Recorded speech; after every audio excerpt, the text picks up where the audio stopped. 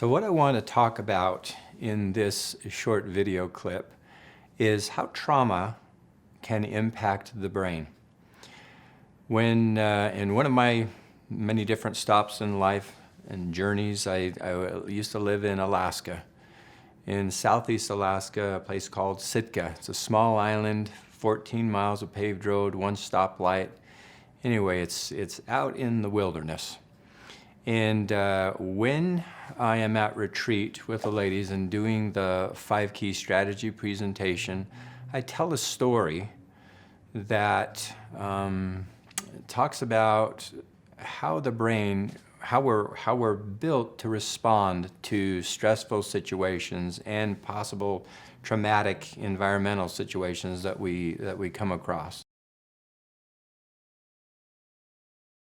It was common to see bears fishing. There were a lot of salmon runs, but I never saw one up close until my last week in Sitka. And at that time, my family had all moved down south. Everything's considered down south up in Alaska. And I was house sitting for a friend.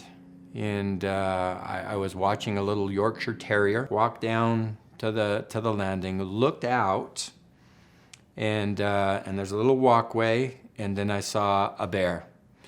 And I knew how big the bear was because there was context. We had our Dodge Caravan minivan sitting, right out there in the driveway in a street light, and then right behind, about 20 feet away from me, was a huge bear.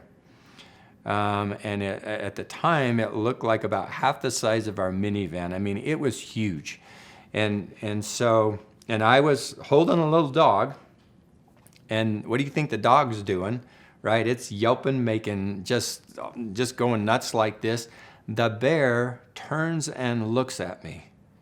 And it was in that moment, okay, and this is how our limbic system works, our survival system. I went into survival mode. It's like, the bear looked at me, I kind of crouched down and looked at him, wondering what he was gonna do. And he took a step, just his little paw, or big paw, went forward and down a little bit. And immediately I was kind of in that fight or flight mode, wondering what I was gonna do, how I was gonna respond. And my first reaction, guess what it was? It was actually to throw the dog to the bear and then turn her. I didn't do that, but that was my instinctive reaction, to throw the dog and then run up the stairs, slam the door, push the bed against the door, and then barricade the bed with the dresser against the wall so the bear couldn't get in if it started charging.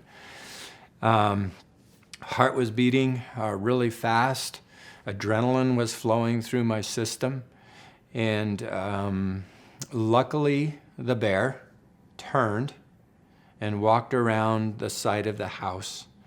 And I heard it crunching in the forest. It was just a massive creature.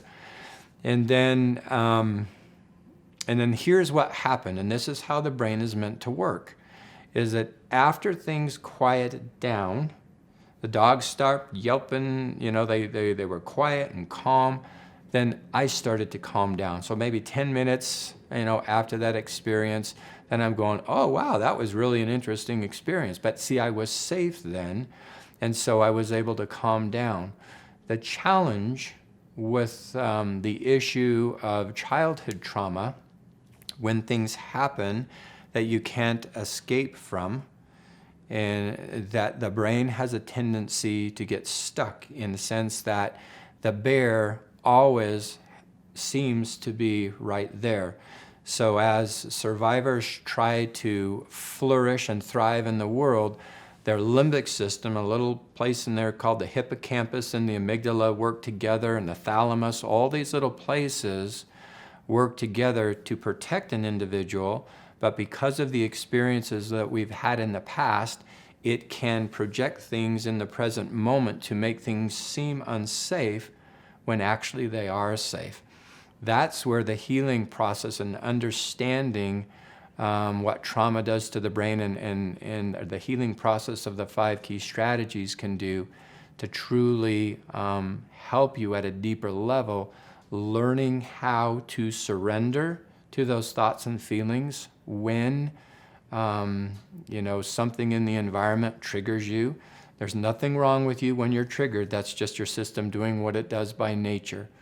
And so when you're triggered, oh, there it is. There's my limbic system, because it remembers what happened in the past, and the brain learns through association, and that's why that we are triggered from the environment from time to time.